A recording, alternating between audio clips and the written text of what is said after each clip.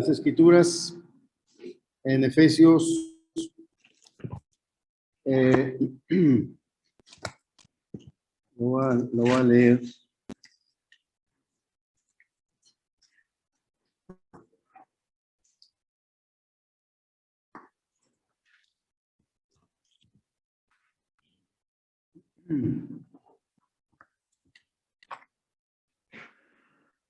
En el capítulo 1, versículo 13, en él también vosotros, habiendo oído la palabra de verdad, el evangelio de vuestra salvación, y habiendo creído en él, fuisteis sellados con el Espíritu Santo de la promesa, que es las arras de vuestra herencia hasta la redención de la posesión adquirida para alabanza de su gloria.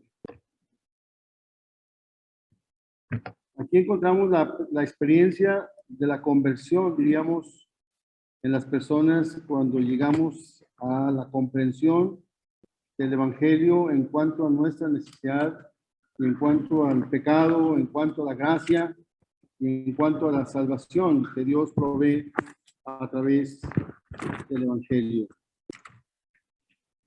Pero también dice, precisamente en los Evangelios, y particularmente en el Evangelio según San Juan, en el capítulo 14,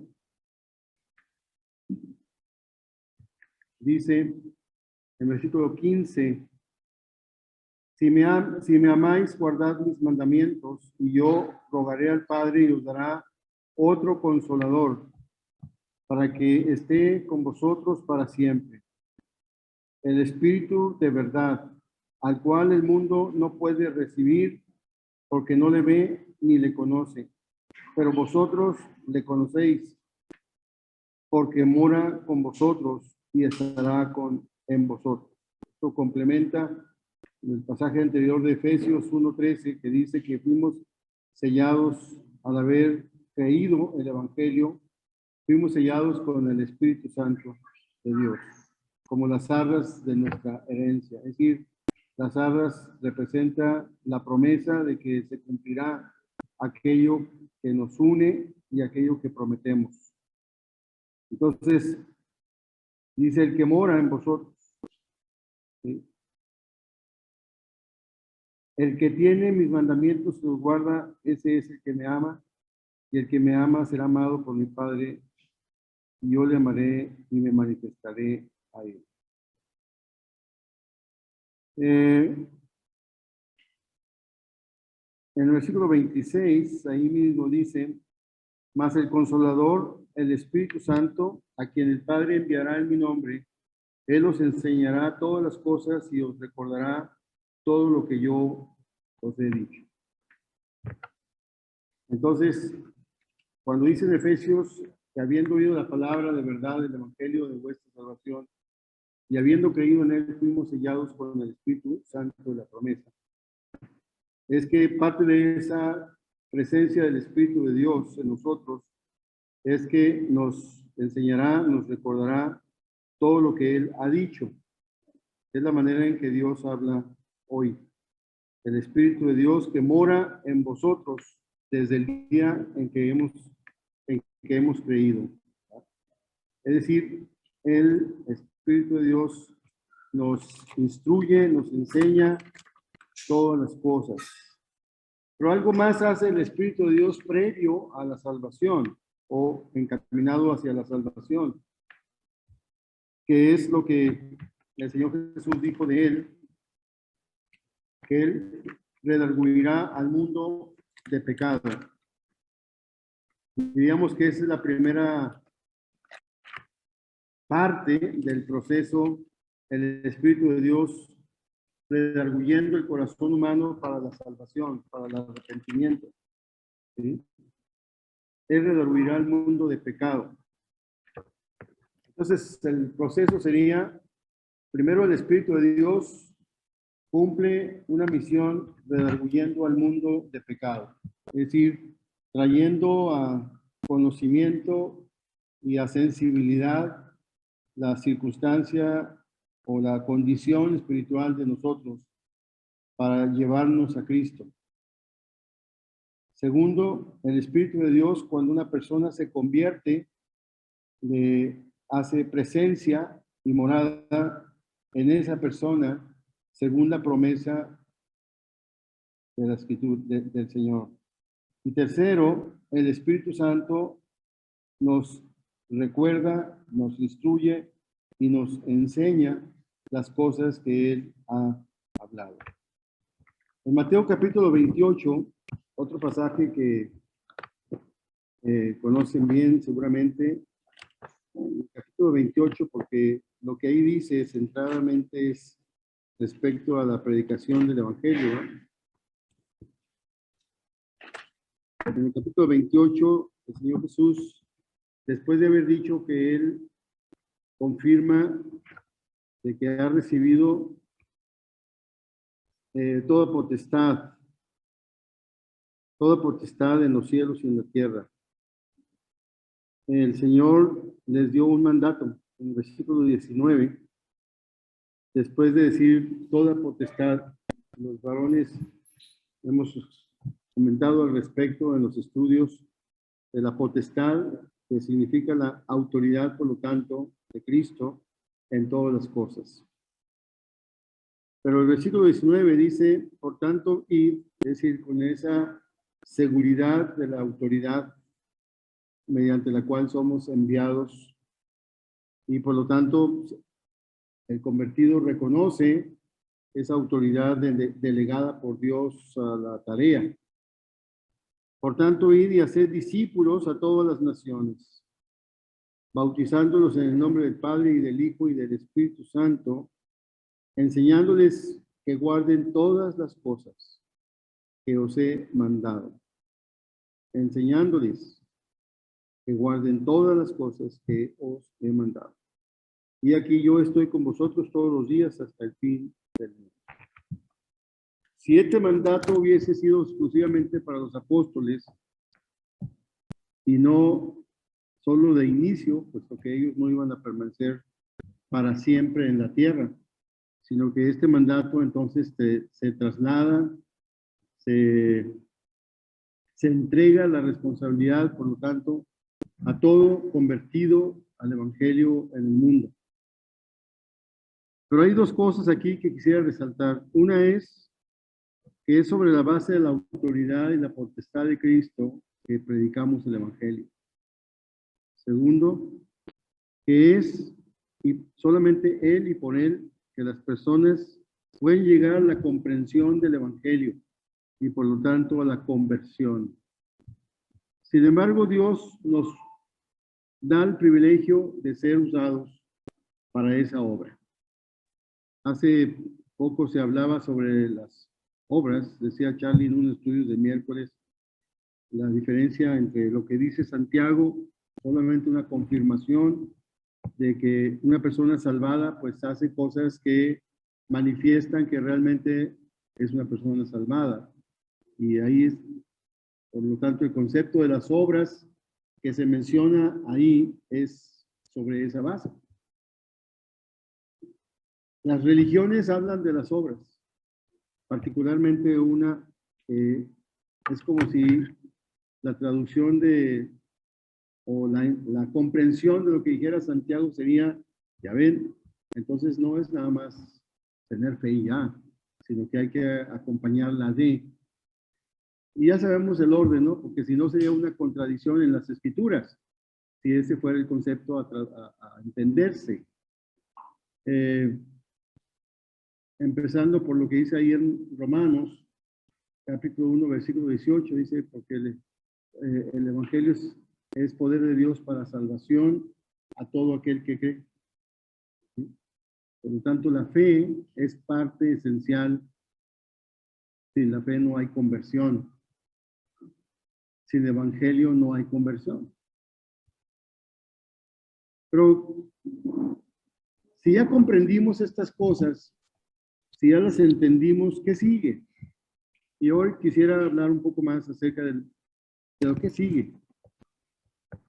Cuando una persona se convierte a Cristo, nosotros no sabemos lo que pasará con su vida en el futuro.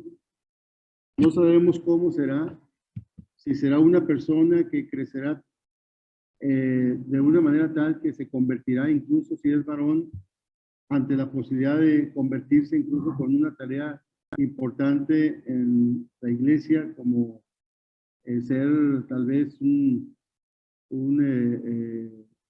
evangelista, maestro de las escrituras, o si una hermana se convierte a Cristo, será una hermana que pueda ser un buen ejemplo para las hermanas y ayudarles en su desarrollo y crecimiento espiritual, en el sentido de que pueda, como decía Pablo, encargo a las hermanas mayores que enseñen a las mujeres jóvenes a amar a sus maridos.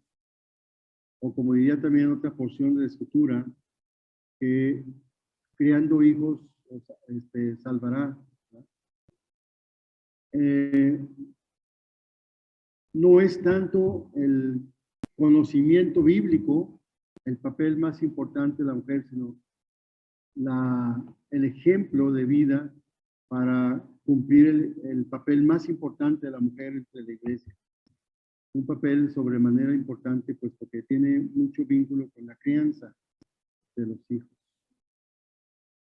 Pero ¿qué pasa cuando una persona se convierte, además de lo que espiritualmente sucede,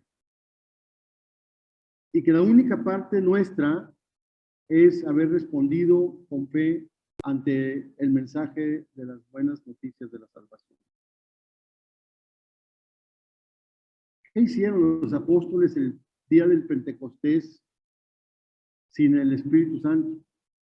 Pues estaban encerrados. Pero cuando vino el Espíritu Santo, como el Señor lo prometió con ellos, algo sucedió. ¿Sí? Algo sucedió. Lo interesante que sucedió es que en ese momento no recibieron una voz del cielo que dijera, pues ahora salgan y prediquen a toda esa gente que está allá afuera, sino que el impulso inmediato, una vez que el Espíritu de Dios vino sobre ellos, fue salir a la calle y predicar el Evangelio. Ese fue el impulso. No encontramos en el libro de Hechos que en ese instante hayan recibido el mando de decir, pues vayan a la calle, vayan y háblenle a esa gente que está ahí, sino que se vieron inmediatamente impulsados en sentido contrario a lo que habría pasado los primeros días después de la crucifixión, en la que se habían mantenido incluso resguardados ante el riesgo y el peligro de sus vidas, mientras la situación estaba crítica de lo que había sucedido con el Señor y Salvador. Estaban resguardados en realidad. Cuando las mujeres fueron el primer día de la semana, el domingo por la mañana, muy temprano al sepulcro, los apóstoles, los discípulos estaban resguardados en un lugar. Por eso cuando corrieron a avisarles lo que había acontecido y lo que estaba sucediendo ahí en el lugar donde habían puesto al Señor, ¿quiénes salieron corriendo? Pedro y Juan. Y no es que vivieran en la misma casa. Pedro tenía su familia. Sabemos por la escritura de su suegra y por lo tanto pues, su familia, ¿no? Su esposa. Pero esos días o esas primeras horas o esos primeros días de la crucifixión y muerte del Señor, en realidad estaban resguardados ante el temor de lo que podía pasarles a ellos, como sus seguidores. Y el ejemplo es el reconocimiento de Pedro ahí en la noche, en la casa de uno de los sumos sacerdotes, porque en ese tiempo había dos que se decían sumos sacerdotes, que eran Anás y Caifás. Y cuando una de las mujeres que estaban ahí reconoce a Pedro, sucedió lo que ya sabemos que pasó, ¿no? Que le dijo, tú eres uno de ellos, tú eres seguidor de él. Y ahí es donde vemos la triste historia y el momento en que Pedro sufre aquella circunstancia, ¿no? De negarle, no, yo soy parte de eso. El temor humano, ¿no? De enfrentar la posibilidad de riesgo de vida cuando se identifica con el Señor. Sabemos que Pedro aprendió algo ahí y ya no lo volvió a hacer jamás. ¿Qué pasa entonces? ¿Qué tiene que hacer la iglesia cuando una persona se convierte? Pues realmente hay mucha tarea. Venía pensando ahorita que venía manejando para acá en dos experiencias que tuvimos aquí en Valle Verde. Muy al principio, cuando empezábamos a visitar los hogares de este lugar, y hace poco René me mandó una foto, porque hablábamos acerca de Paul Stewart, que vivió aquí con nosotros 6 meses en la casa, porque este muchacho me pidió permiso que si podía vivir en mi casa, porque quería colaborar en la predicación del Evangelio aquí en la colonia de este sector. Y sí, le dije, claro, ¿puedo vivir en tu casa? Sí, puedes vivir en mi casa. Y estuvo un buen rato ahí con nosotros, acompañándonos en seguir discipulando y hablando del Señor en los hogares de esta colonia. Y yo no sabía de esa foto que se tomó ahí con la familia Guerrero. Muy buena experiencia con Pablo. Él venía de Wisconsin y era un joven soltero todavía que tenía muchos deseos de servir al Señor aquí en México. Y pues llegó a parar aquí con nosotros en Valle Verde. Y fue muy buena y muy agradable la experiencia que tuvimos durante su acompañamiento aquí en Torreón. Él quería una esposa mexicana, eso me decía mucho y orábamos.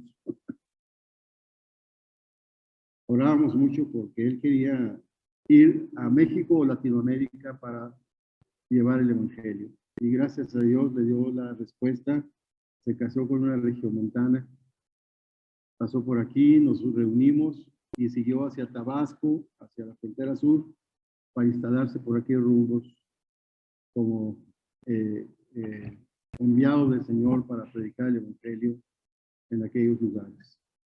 Pero hubo otras tristes experiencias. Llegó otro matrimonio que nos acompañó aquí en Valle Verde.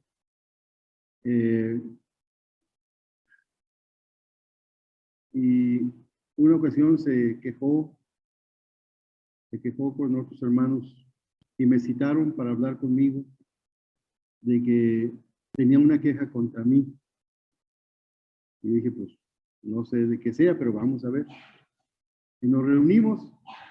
Ya le dijeron, a ver, ¿de qué te quejas contra Emilio? Es que ahí en la colonia Valle Verde tienen muchas cosas, mucho trabajo, demasiado. Decía, demasiado trabajo y nosotros queremos colaborar, pero no nos puede estar diciendo de un día vamos acá, otro día vamos allá, otro día vamos a hacer esto, otro día. Todos los días de la semana, decía. Todos los días de la semana quiere que andemos haciendo cosas. Y yo volteé con el hermano que lo recomendó y le dije, bueno, entonces estaba equivocado usted porque me dijo que a eso venían, a trabajar. Y ellos querían nada más tener actividad prácticamente los domingos. Es decir, reunirse los domingos aquí y esa era la tarea. No quería que le dijéramos, oye, pues vamos, mira, vamos a este sector, vamos a aquel sector, vamos a predicar acá. Dijo, no, nosotros allá en Estados Unidos no estamos acostumbrados a tanta actividad. Le conseguí una casa aquí en Valle Verde de renta que me rentó una doctora conocida y hasta le dio gusto. Cuando ya llegó, yo ya le tenía su casa aquí. Y pues esa fue una triste experiencia porque todo lo contrario a Pablo se quejó del trabajo. Y que bueno, pues eso lo vamos a seguir haciendo. Si quieres, realmente a mí me dijeron que venías a colaborar con nosotros, pero si no es posible, está bien, no hay problema. ¿Qué debemos hacer nosotros cuando una persona se convierte o para que se convierta? Pues lo que el Señor Jesús dijo, ¿no? Ir y predicar el Evangelio a toda criatura. Es decir, ir y hablarles del Señor. ¿Cómo se van a convertir la gente? hablándoles, exponiéndoles a la palabra de Dios. Si no les exponemos a la palabra, ¿cómo se convierte? ¿Cómo nos convertimos nosotros? Pues siendo expuestos al mensaje del Evangelio. ¿Dónde? Pues en diferentes espacios donde anduvimos. En mi caso particular, mayormente fue en la escuela. Yo lo he dicho muchas veces, ¿verdad? Ahí fue donde por primera vez realmente empecé a escuchar el Evangelio de parte de otra persona cristiana. Y fue como empecé a conocer el mensaje de las Escrituras. Entonces, donde estemos, donde vayamos, siempre habrá gente que tiene necesidad de escuchar. No podemos decir de alguien, esta persona tiene mucha necesidad. No, es que todos tienen mucha necesidad mientras no sean de Cristo. ¿Sí? No importa qué tan buenas personas parezcan ser, una persona sin Cristo siempre tendrá mucha necesidad, aunque no se dé cuenta. El Señor Jesucristo dijo aquí en Mateo, primero que prediquemos, ¿sí? Que prediquemos, haciendo discípulos, y eso es compartir el Evangelio para ser discípulos. Segundo, que, bueno, el mandato del bautismo, pero segundo, dice, enséñenles o enseñándoles que guarden todas las cosas. Ahora, esto de guardar todas las cosas tiene una responsabilidad muy importante en la vida de aquel que ha sido usado para que le pueda hablar del Evangelio a alguien. ¿Y cuál es esa tarea? Enseñándoles, ¿para qué? Para que guarden. Y eso de que guarden, lo único que puede significar es para que anden en ello, para que vivan en ello, para que obedezcan la palabra. Y por lo tanto, esa parte se convierte en una responsabilidad para nosotros. Porque si solamente voy y le doy un discipulado, una lección bíblica, voy y le enseño algo de la Biblia y le doy estudios bíblicos, está bien, esa parte es importantísima. Pero si yo le digo a alguien que es importante que guarde o obedezca la palabra de Dios, esa persona tendrá que ver eso en aquel que le discipula. Si no, ¿cómo? ¿Sí? Mira, de parte del Señor, que hagas esto. De parte del Señor, que aquello. De parte del Señor, esto que dice aquí. Pero yo no puedo quedarme de ninguna manera exento de eso. Enseñarle a que guarde la palabra de Dios tiene obligatoriamente que ser, ¿sí?, un ejemplo a seguir, un ejemplo de vida que yo tengo que darle a esa persona. El Espíritu de Dios va a aplicar la palabra a la vida de las personas, sí, claro. El Espíritu de Dios ha aplicado su palabra a nuestra propia vida. Pero la persona que tiene a la vista, recién convertida, es a esa persona que probablemente es a quien Dios le dio la oportunidad de hablarle para que viniera a Cristo, pues tiene que responsabilizarse también para enseñarle, para instruirle, siéndole un ejemplo. Siéndole un ejemplo. Esa es la primera responsabilidad nuestra una vez que traemos a alguien a Cristo. Es decir, no es abandonarle, no es dejarle, y ya, pues ya vienen las reuniones y ya, bueno, ya cumplí la tarea. No es cierto. En realidad es darle seguimiento a la vida espiritual de esa persona. Entonces, si el Señor me usó a mí para que esta persona pudiera escuchar el Evangelio, pues lo que debo de hacer ahora es lo que el Señor Jesús dice. Y mire, dice para que guarden. Y podríamos pensar que los primeros convertidos el día del Pentecostés, bueno, pues empezaron las reuniones para los estudios bíblicos Y ahí estaban, pero fíjense que creo que había algo más, y lo hace ver ahí en Hechos capítulo 2. Es decir, tenían el favor con todo el pueblo y eran personas visibles, visibles para todo el pueblo. Y eran personas cuya vida era visible para todo el pueblo. Entonces, no es nada más que se habían convertido y pues ya se están reuniendo, ya están viniendo las reuniones. ¿Sí? Pues qué bueno que logremos que una persona que se convierte inmediatamente vaya a reuniones. No fue mi parte, no fue lo que a mí me pasó.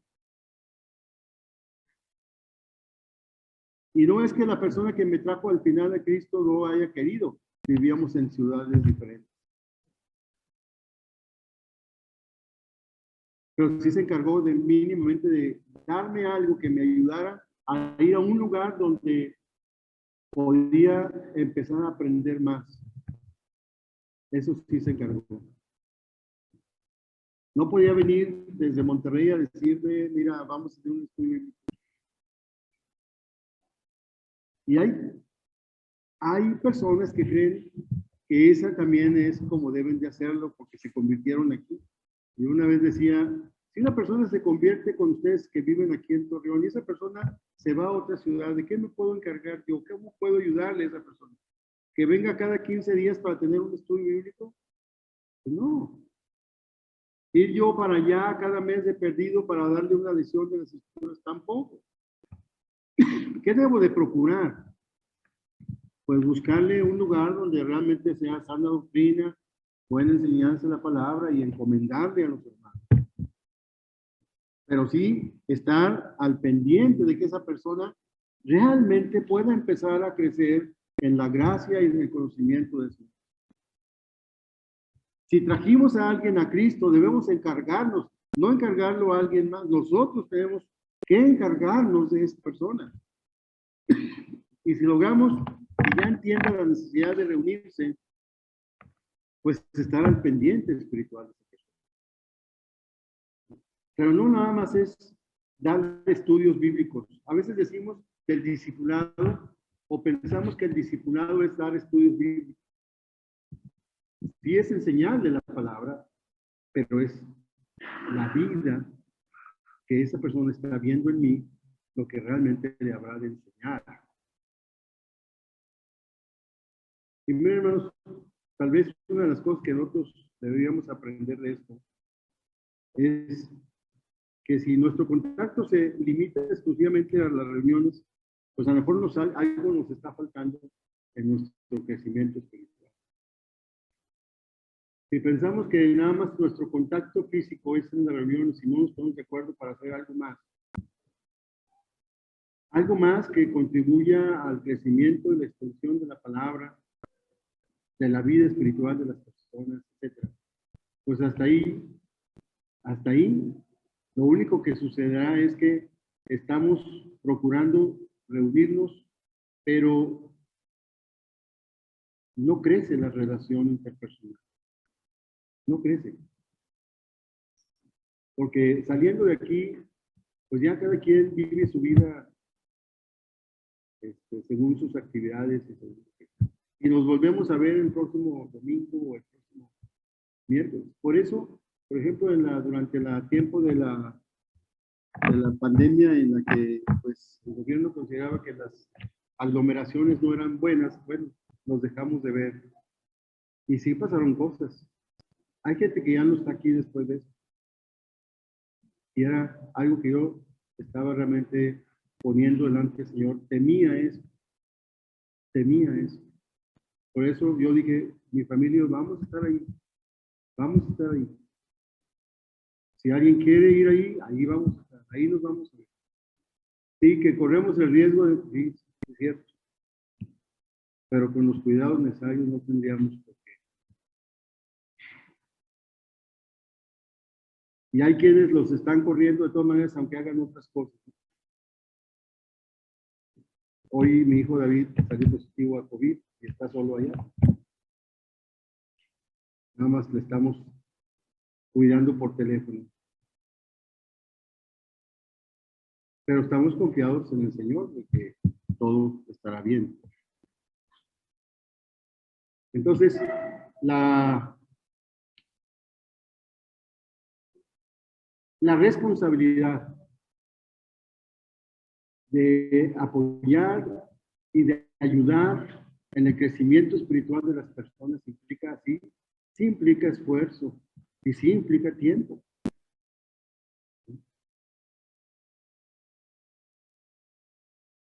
Con la segunda parte que les comentaba del matrimonio que tuvimos por acá y que lamentablemente sucedió eso fue, yo le decía, mira, pues yo trabajo todo el día hasta las 5 en ese tiempo de la tarde y vengo y también estoy dispuesto a ir a los hogares, estoy dispuesto a recorrer esta colonia, no importa cómo venga, porque eso no es importante.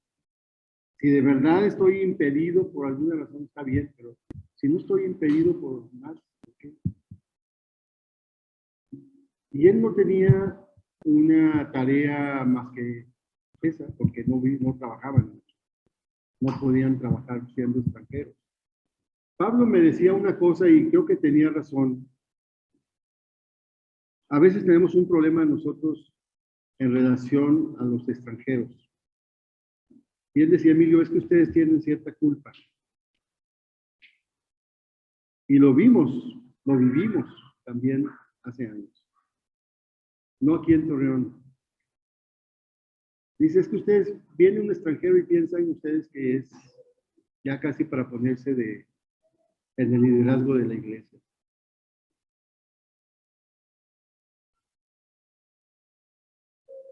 Tienen que analizar realmente de dónde viene, a qué viene, qué es lo que realmente viene a hacer. Y aparte ponerlo a prueba un tiempo. Él decía como extranjero. Bueno, esa parte le corresponde al Señor.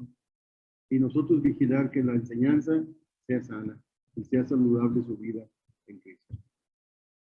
Pero nosotros vimos ahorita 4 o 5 pasajes que nos dice cuál es la secuencia de la conversión, pero especialmente al convertirse en una persona, además de ser, por supuesto, sellada con el Espíritu Santo, el mandato en este pasaje último fue para que les enseñen, pero para que les enseñen y guarden. Y les está diciendo para que ellos guarden, pero nosotros recibimos previamente el mandato, es decir, guarden significa que seamos un verdadero ejemplo de vida para esas personas.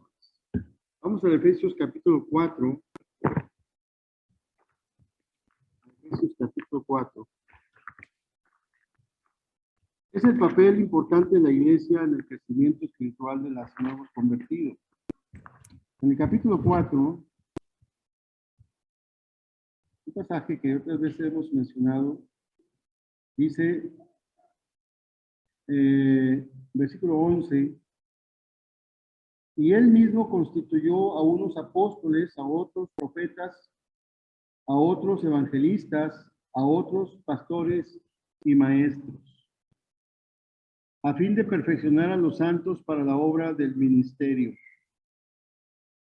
¿Sí? A fin de perfeccionar a los santos para la obra del ministerio. ¿Qué es el ministerio? Pues es el servicio, es el hacer cosas.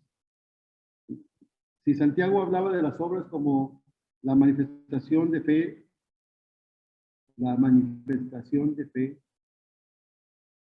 pues Dios constituye dentro de la iglesia tareas que son igualmente, se convierten en hechos.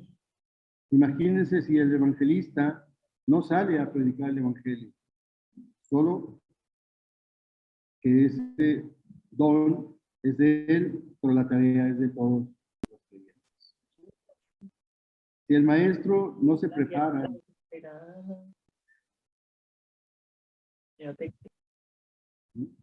si él dice el que ejerce pastorado, una tarea también importante es pues buscar cómo está la vida espiritual de los demás y su propia vida. Y también dice, entonces,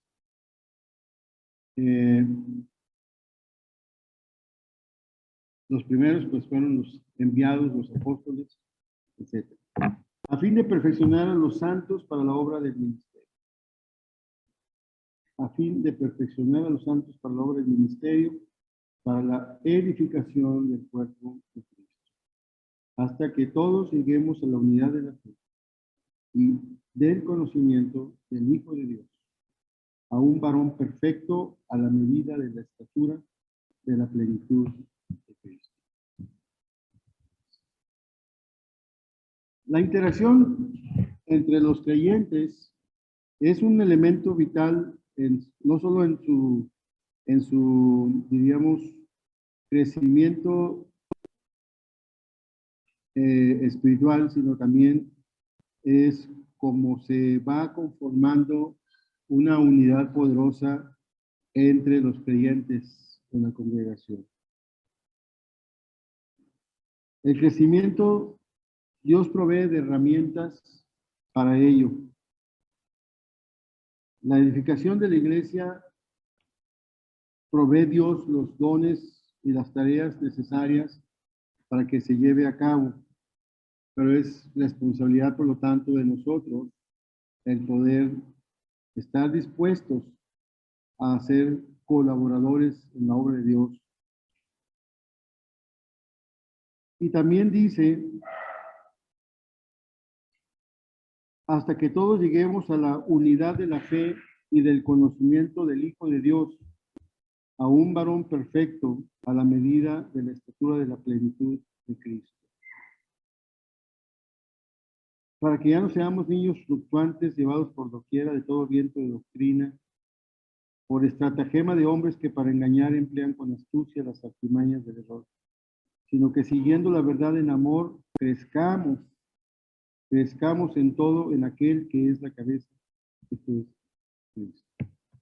Decíamos al principio, si bien no sabemos lo que sucederá con la vida de una persona convertida a Cristo, y lo que mejor anhelamos y deseamos es que esa persona llegue a un compromiso tal con el Señor que realmente sea grandemente usada por Dios. Pero si eso es lo que deseamos, no nos podemos quedar atrás nosotros mismos. No podemos ser un ejemplo bueno para una persona solamente con lo que le enseñamos de las Escrituras. Un varón, por ejemplo, que dice en Timoteo, anhela obispado, pues buena obra desea. No sabemos si Dios le dará esa tarea o no, pero ya el anhelo en su corazón está. Y si coincide con la voluntad de Dios para su vida y su tarea, pues Dios confirmará eso. Pero el primer punto es si un varón anhela, desea. Son tareas que implican tiempo, sí, tareas que implican esfuerzo, sí. Y el varón en la congregación debe, dice, anhelar eso, sí. Anhelar ser, diríamos, un vigía de la enseñanza, un vigía de que la iglesia esté bien, saludable y creciendo. Alguien que esté dispuesto realmente a ir en la punta para salir y anunciar las buenas nuevas de salvación a otros, etc. Y en realidad cada varón debería de tener ese mismo deseo. Dios reparte dones y Dios da responsabilidades, pero a lo mejor no a todos les va a dar esa tarea o otros les va a dar otra tarea, pero todas son igualmente de importantes. No hay mayor tarea o mejor tarea o tarea más importante. Y es solamente un ejemplo. La edificación de la iglesia no implica nada más estudios bíblicos. La edificación de la iglesia confirma la necesidad de ser ejemplos para la vida espiritual de los nuevos convertidos. Por algo el apóstol Pablo decía a los filipenses en el capítulo 1, ¿verdad? Dice en el versículo 1, en el capítulo 1, dice, estando persuadido de esto, de que el versículo 6, de que el que comenzó en vosotros la buena obra la perfeccionará hasta el día de Jesucristo. Dios va a trabajar en hacer su tarea para el futuro eterno de cada uno de nosotros y de la iglesia. Así que la tarea más importante la estará haciendo el Señor. Nosotros solo nos invita al Señor a ser colaboradores con Él de parte de esa tarea. Y luego dice, como me es justo sentir esto de todos vosotros por cuanto os tengo en el corazón y en mis prisiones y en la defensa y confirmación del Evangelio, todos vosotros sois participantes conmigo de la gracia.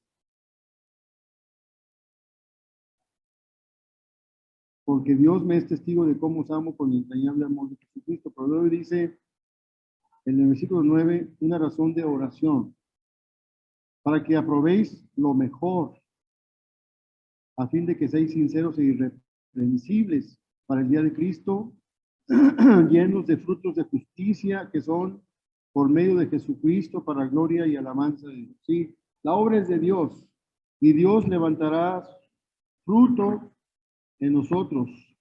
Dios hará que nuestra vida se vaya conformando a la persona del Señor Jesucristo. Pero somos invitados como colaboradores en esa tarea. Dios nos da, sin duda, esa tarea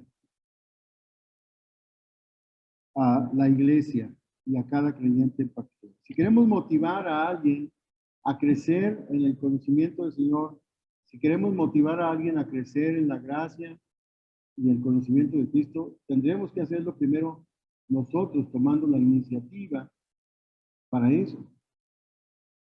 Tenemos que hacerlo nosotros mismos, tomando la iniciativa para eso. Pablo se preocupaba por la vida espiritual de los creyentes, sí, por eso están las cartas de aquí. En todos los lugares donde habría ido y que tal vez alguno de esos lugares no regresaría más. Pero estaba preocupado en el sentido de que anhelaba y deseaba que esos creyentes esas personas que se habían convertido en algunas visitas que él había hecho a algunas poblaciones, pues no solo siguieran, no solo permanecieran, pero que crecieran. Y a través de ese crecimiento hubiera varias cosas en ellos. Predicar el Evangelio, como dice en los siguientes versículos. Quiero que sepáis que las cosas que me han sucedido han redundado más bien para el progreso del Evangelio, de tal manera que mis prisiones se han hecho patentes en Cristo en todo el territorio y a todos los demás. Y la mayoría de los hermanos cobrando ánimo en el Señor con mis prisiones, ¿qué dice?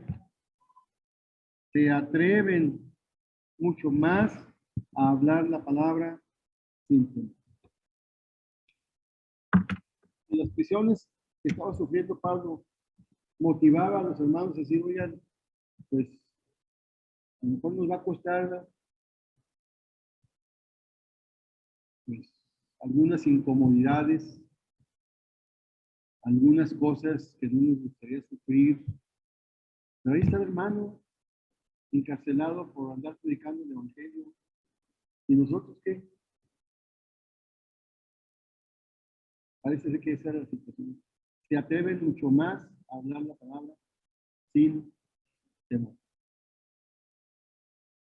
Y decía Pablo, pues si esto sirve, qué bueno, para motivarse a salir y predicar el Evangelio.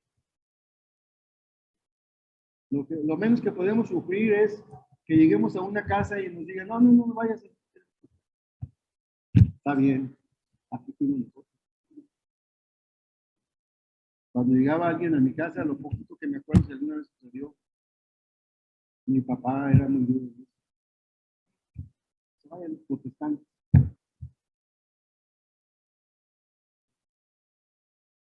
No queremos nada aquí de ustedes.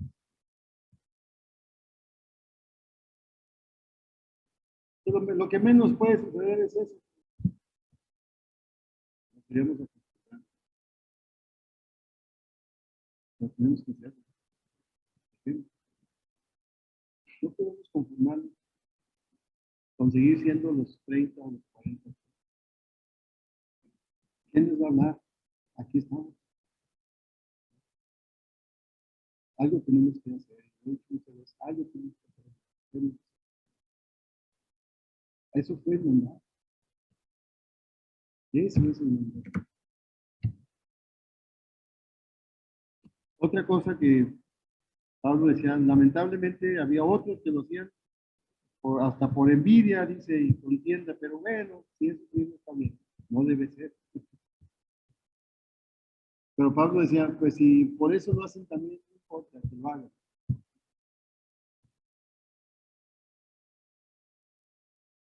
En la iglesia nunca debería de haber esto. Alguien que se moleste por decir que salgamos a predicar, eso no debería ser. Vamos a hacerlo, pues, pero para demostrarle que nosotros somos mejores. Algo agradece a Dios aún eso, pero en realidad una persona que salva debe salir con el deseo de que otros se salven. ¿Sí? Entonces, cuando una persona se convierte, nosotros somos responsables de esa persona, tanto en la enseñanza como en la vida. Decíamos una ocasión, no seamos de aquellos que se van quedando en el camino, sino que permanezcamos, crezcamos y ayudemos a otros, no solo a conocer a Cristo, sino a crecer en su vida espiritual. Y hermanos, una vez que estemos con el Señor en el cielo, podamos verles a otros, habiendo escuchado el Evangelio por ustedes.